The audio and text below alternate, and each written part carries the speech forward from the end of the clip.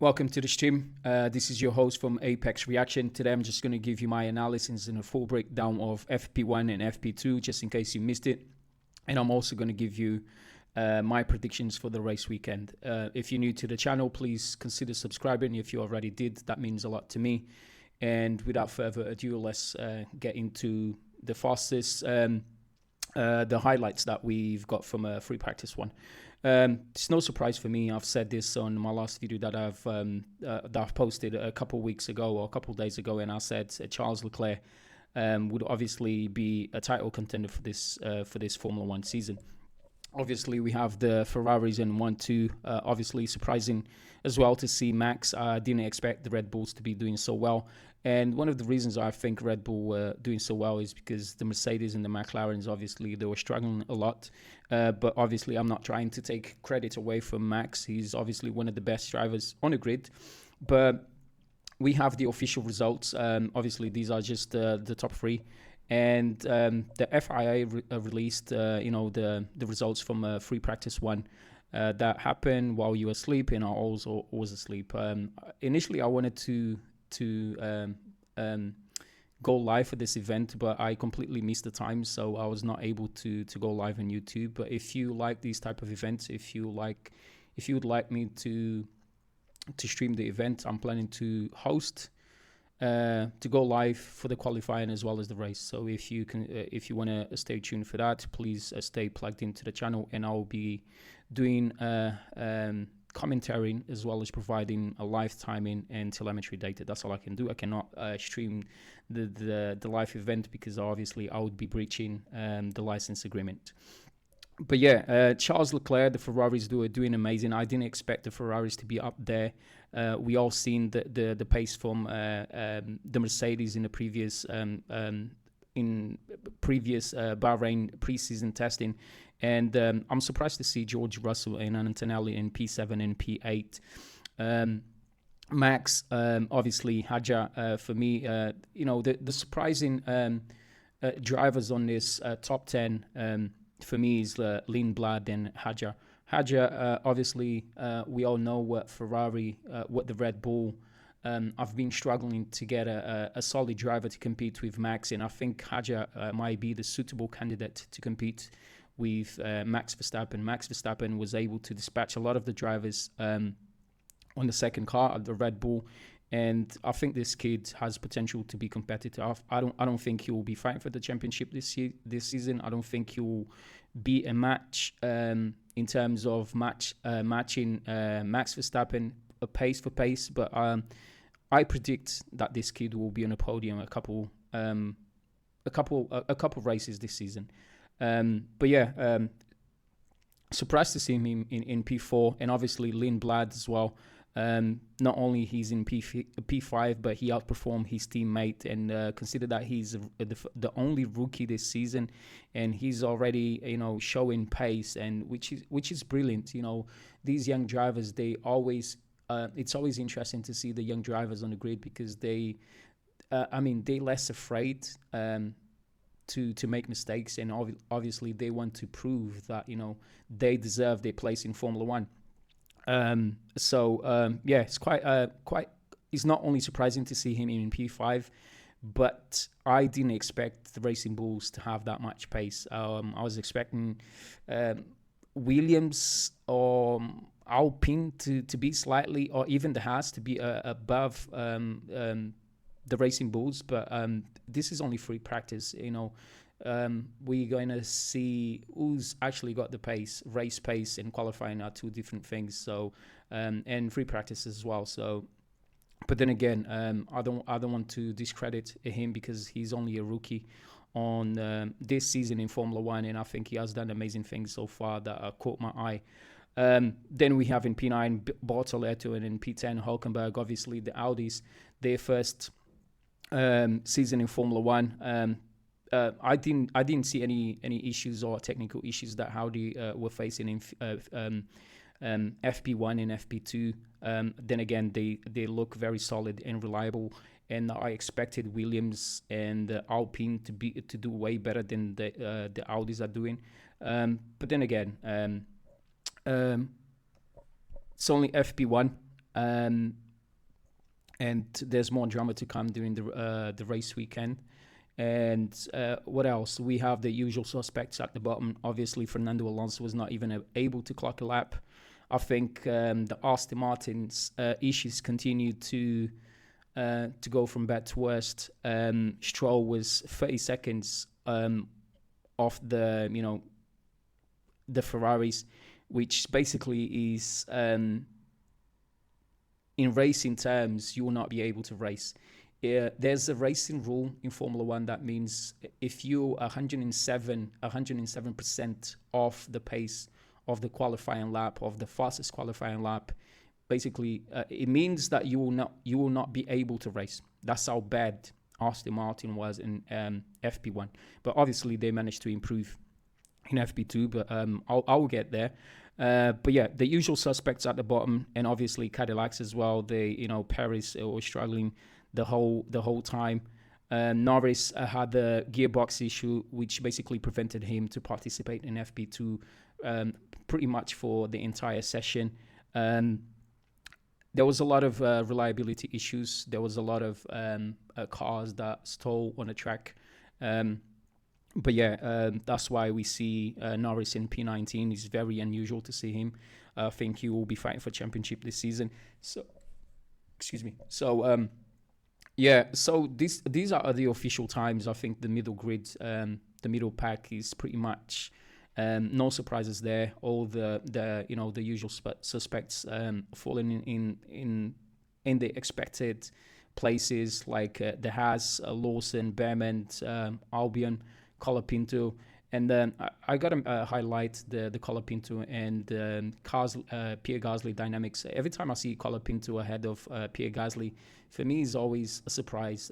If you consider that Pierre Gasly pretty much carried the Alpine team last season, he collected all the points available for the Alpine, and obviously there was question marks around the Colapinto.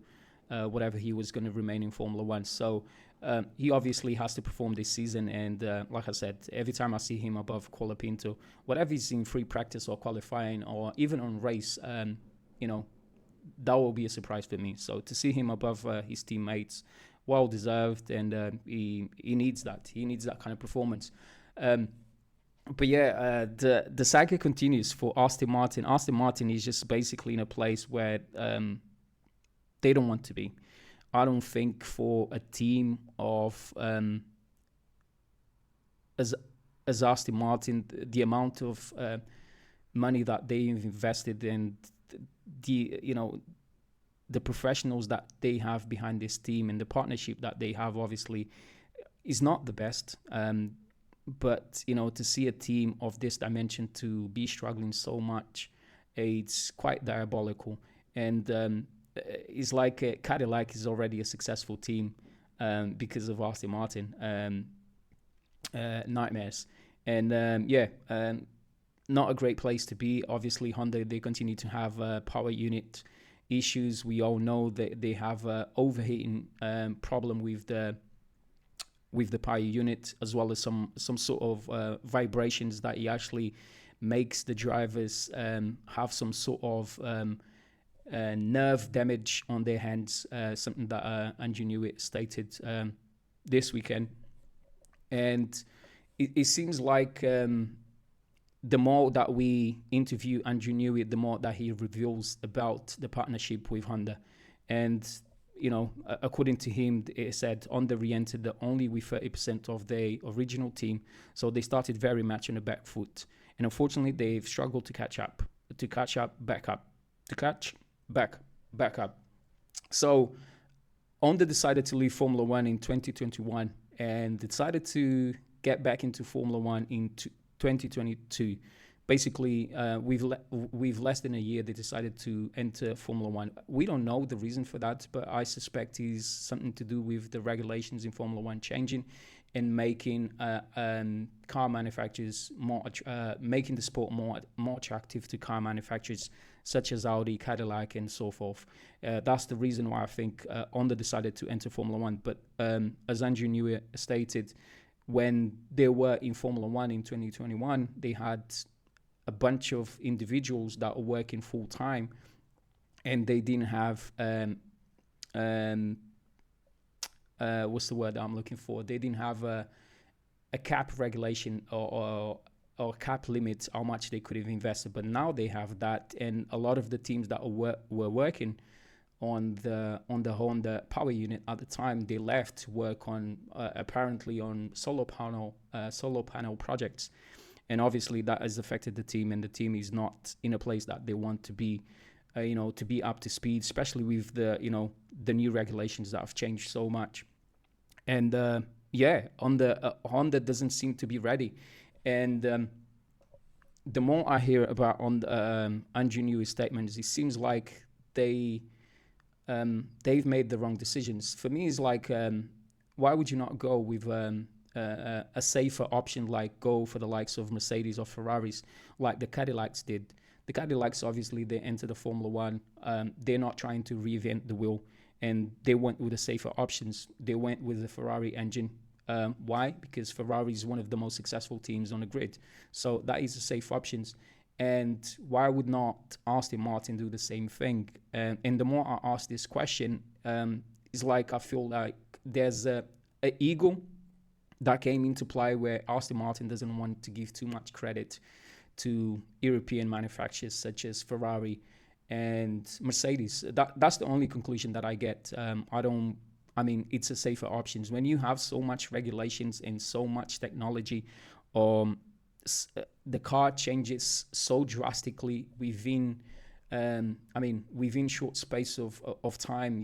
You have to get everything right, and for you to go to do a partnership with Honda, who has struggled so much in the last years. We all know they struggled with McLaren partnership. Obviously, they did well with Honda, but with Red Bull. But I don't know why Red Bull decided to end the partnership with Honda.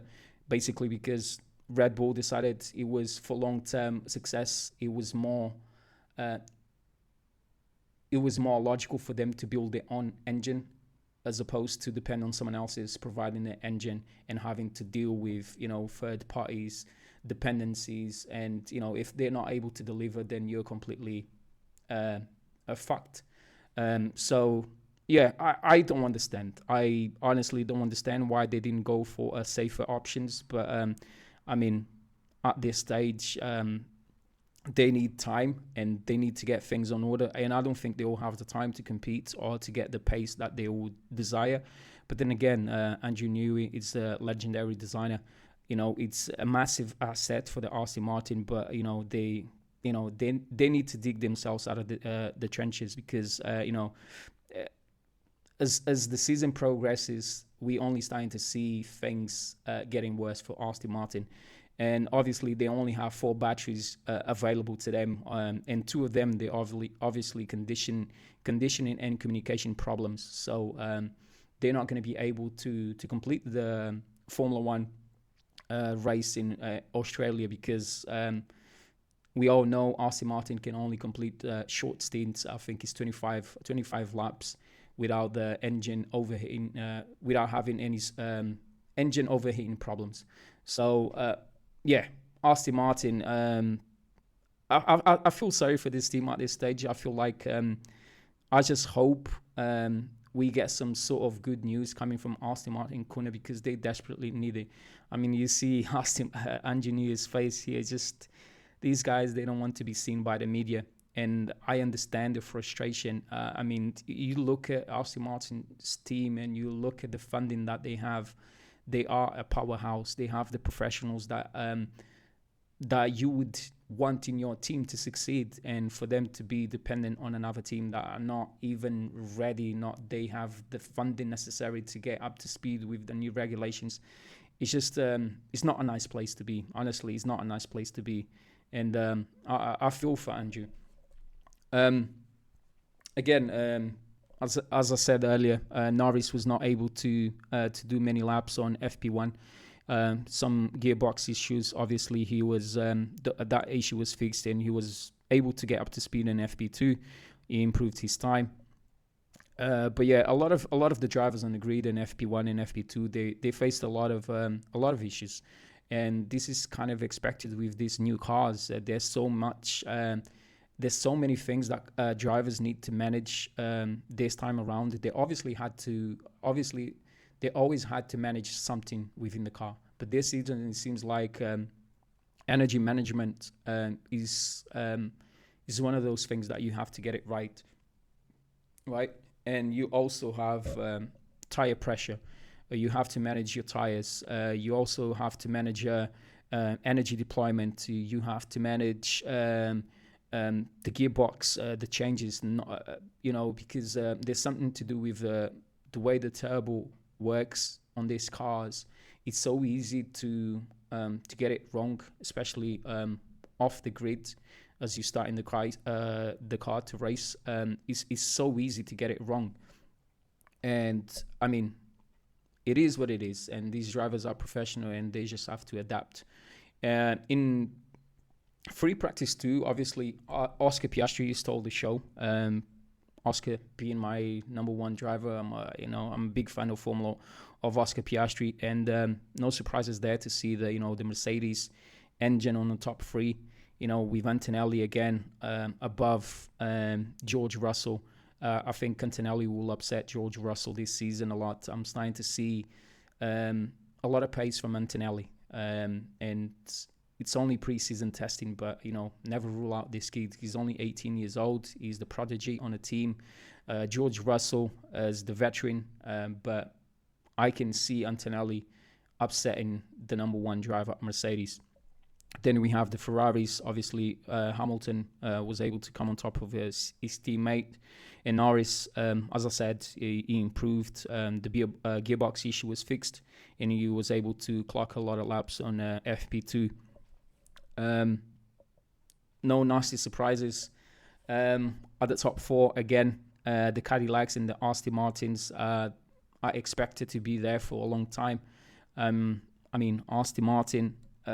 I hope they will improve as the season goes by. But Perez was not able to complete any laps in FP2. There was another reliability issues at Cadillac. But yeah, no surprises in top four positions. Leo Lawson seems to be. Lindblad seems to be outperforming his teammates. Again, it will be enough. Lindblad who will be upsetting a lot of people. The dude seems to be very fast. He seems to be very solid. And the Racing Bulls, again, they have the same engine as the Red Bulls, a Ford partnership, and I'm actually surprised with their pace. Very surprised with their pace. There was another incident with George Russell and Arvin Lindblad. Obviously, George Russell was given a warning by the stewards because he was in a pit lane, and Lindblad was already lined up his cars alongside the other cars, and George Russell basically wanted to join the line, but obviously Lindblad had priority, and he basically clipped his George Russell's front wing. So he got away with a penalty, but George Russell, I think he should know better in this situation, that you don't have priority in this situation. So you should know better than, especially with the rookie, his first time in Formula One season. So there was this little madness between the two drivers. It's one of those incidents like when you come to a junction in a road and you always expect someone to give you priority depending on what country you live. It's one of those situations. It's not a 50-50 situation. You have to know who has priority. And in this instance, Lindblad had priority.